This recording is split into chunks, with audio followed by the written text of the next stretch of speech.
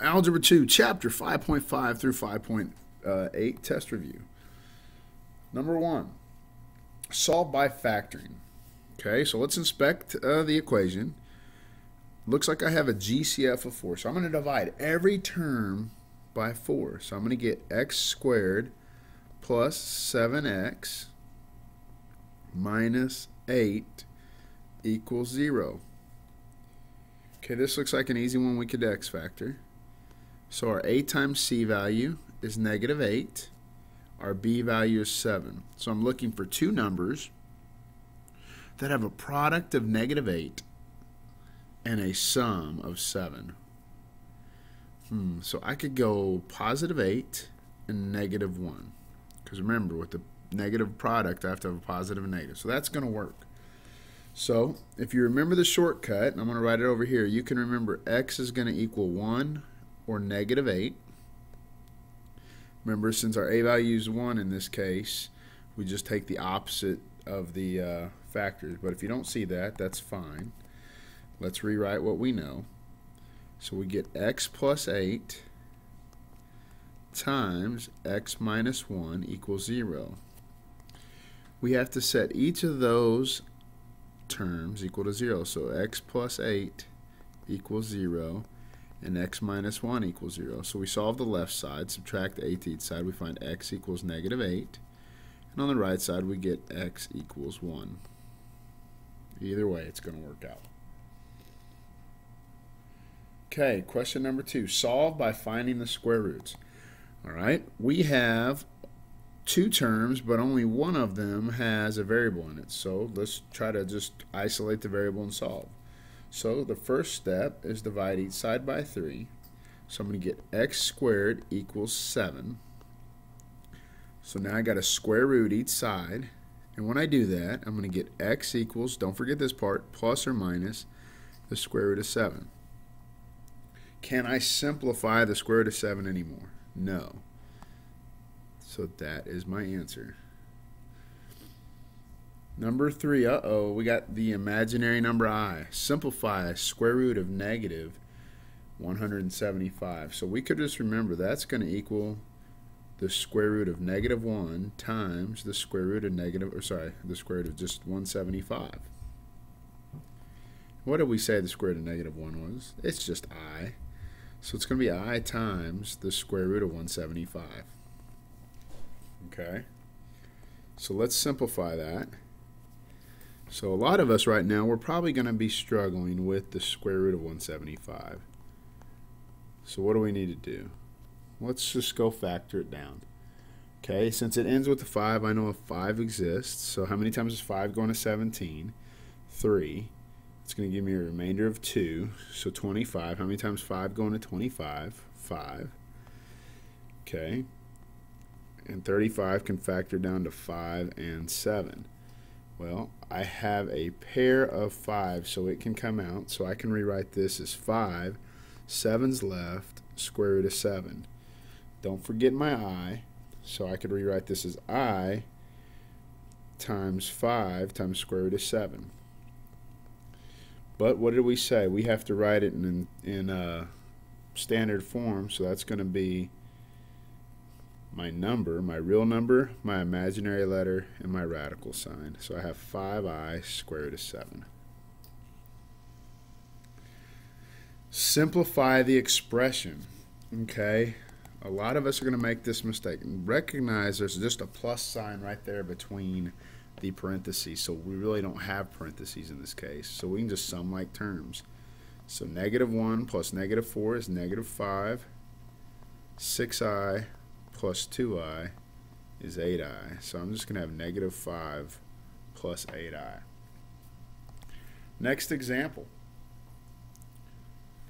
2 minus 5i minus, in parentheses, 3 plus 4i. Remember that negative sign is going to distribute. So I'm going to rewrite this as 2 minus 5i minus 3 minus 4i. Because remember, we have to distribute that negative 1. Sum like terms. 2 and negative 3 is negative 1. Negative 5i, negative 4i is negative 9i. So I'm going to have negative 1 minus 9i. Number 6. Negative 6i times negative 6i. So negative 6 times negative 6 is 36. I times I is I squared. And remember, I squared is the same as negative 1, so we could rewrite this as 36 times negative 1, which would be negative 36. All right, 2 plus 5i times negative 1 plus 5i. Okay, we get to distribute now. 2 times negative 1 is negative 2. 2 times 5i is positive 10i. 5 times negative 1 is negative 5i. 5i times 5i is plus 25i squared. So we could rewrite this as we sum like terms. Negative 2 plus 5i plus 25.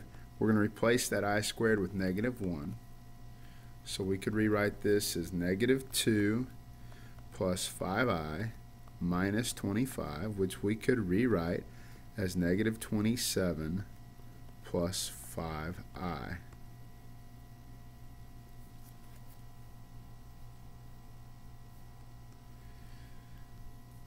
Alright, solve the equation. I have two terms and only one term has the variable in it, so we're going to use the square root method. So 9x equals negative 16. Divide each side by 9. We get x squared equals negative 16 over 9. Okay, how do I get rid of that? The squared sign. I have to square root each side.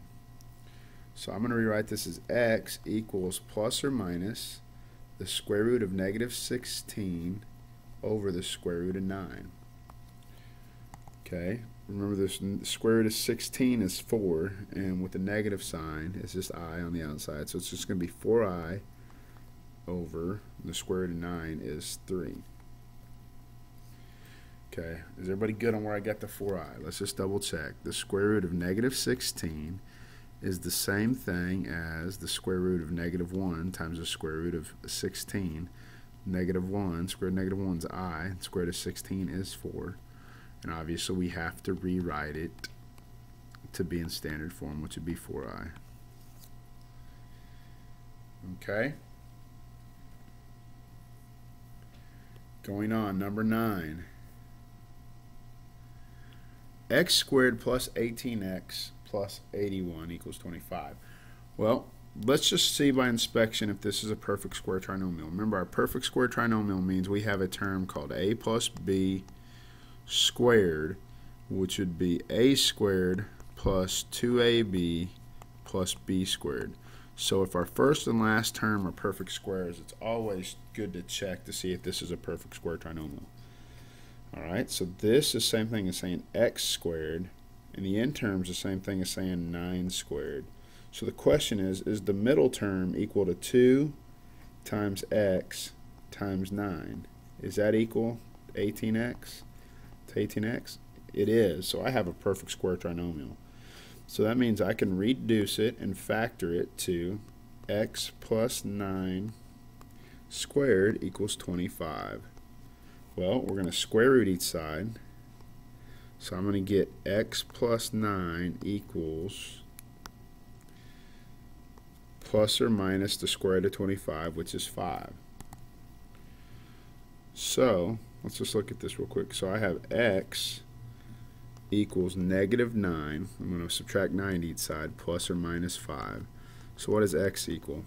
Well, negative 9 plus 5 is negative 4. Negative 9 minus 5 is negative 14. So I have negative 4 and negative 14. Okay? Find the missing term or missing value to complete the square. Well, how do we complete the square? Well, we take our b value over 2 and square it. So our b value in this case is 2.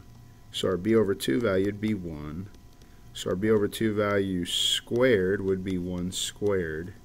So we would just need to add a 1. Okay. Solve the quadratic by completing the square.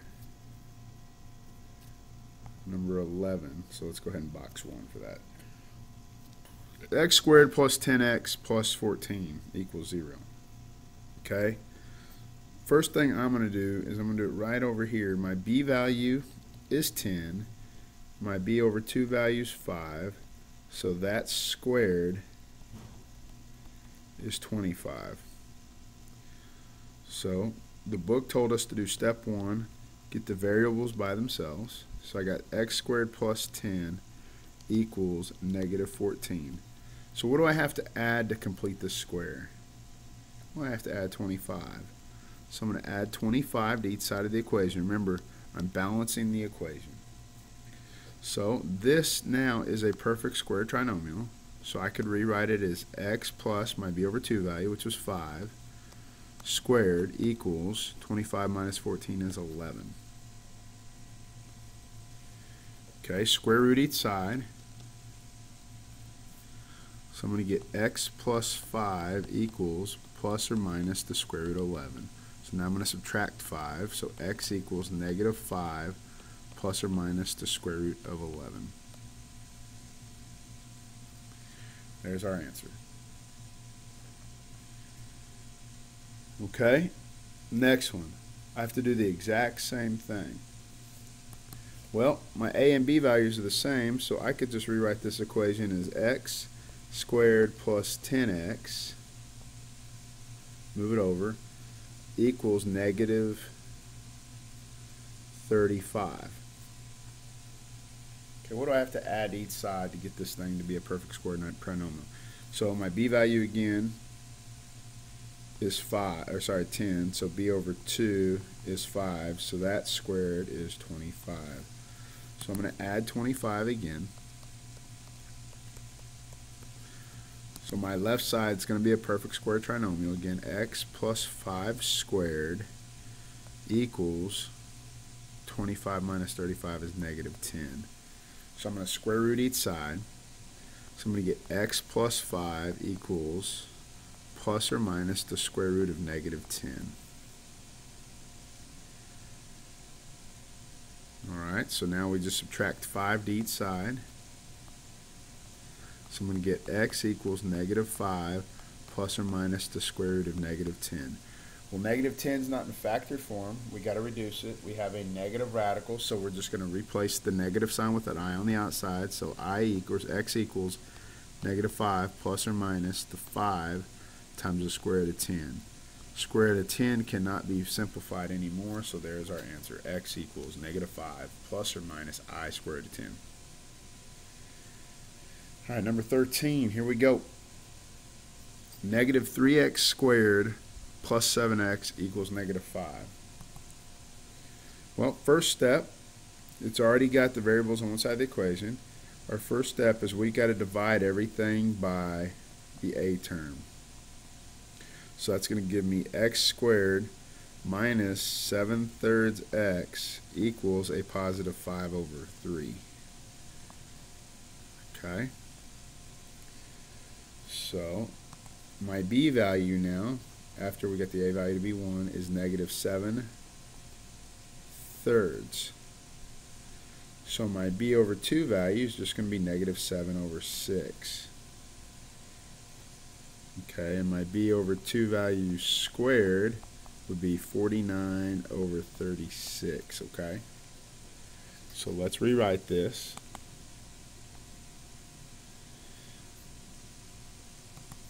So we have to add 49 over 36 to each side, so I'm going to get x squared minus 7/3 x plus 49 over 36 equals 5 over 3 plus 49 over 36. So the left side is a perfect square trinomial, so I can rewrite this as x minus 7/6 squared equals